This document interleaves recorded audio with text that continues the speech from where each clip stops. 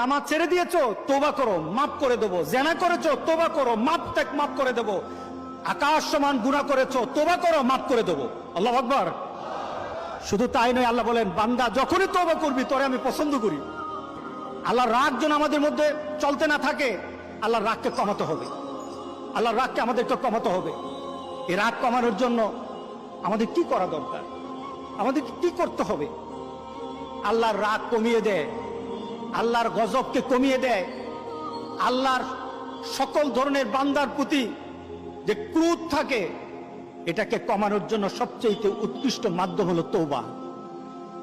বলেন কি? তওবা। তওবার মাধ্যমে আল্লাহ সুবহানাহু ওয়া তাআলা আমাদেরকে পছন্দ করেন। যেমন আল্লাহ সুবহানাহু ওয়া তাআলা সূরা বাকারার 222 নম্বর আয়াতে বললেন, ইন্নাল্লাহা ইউহিব্বুত তাওয়াবিন